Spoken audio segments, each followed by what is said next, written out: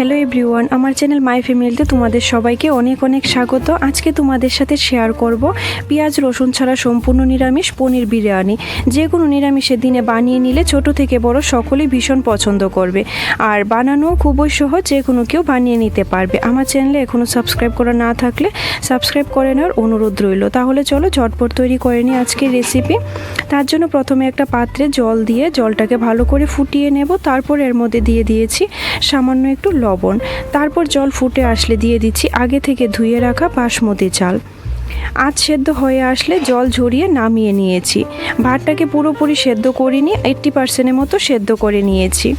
অন্যদিকে এখানে নিয়ে নিয়েছি 200 গ্রাম পনিরগুলোর মধ্যে দিয়ে দিচ্ছি হাফ চা চামচ কাশ্মীরি লঙ্কার গুঁড়ো, স্বাদ মতো লবণ আর 1 টেবিল চামচ ফেটানো টক দই দিয়ে সব কিছু ভালো করে মিশিয়ে নেব।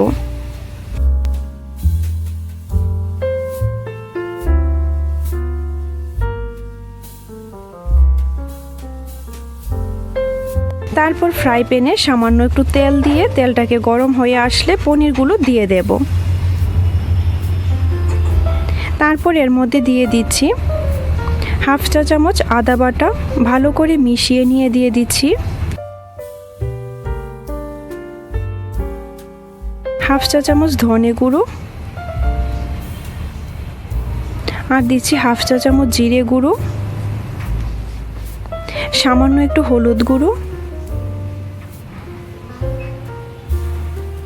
সব কিছু দিয়ে ভালো করে মিশিয়ে নেব। পনিরের গ্রেভিটা কিন্তু তৈরি হয়ে গেছে, এখন নামিয়ে নিচ্ছি। এখন বিরিয়ানির লেয়ারটা তৈরি করব। তার জন্য একটা কড়াই বসিয়ে দিয়েছি, আর প্রথমে ভাতের একটা লেয়ার দিয়ে দিচ্ছি।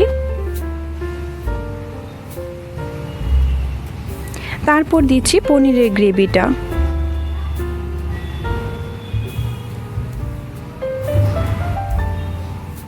তার উপরে আবারও ভাতের লেয়ার দিয়ে দিচ্ছি।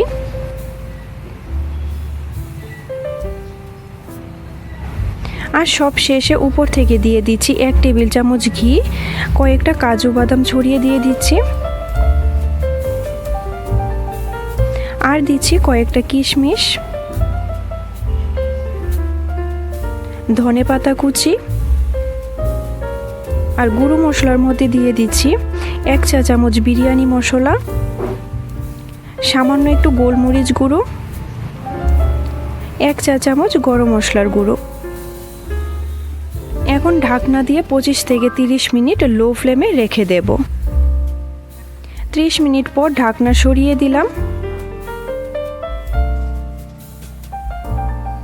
দেখো বিরিয়ানি কিন্তু একদম রেডি, আর কত সুন্দর হয়েছে দেখতে।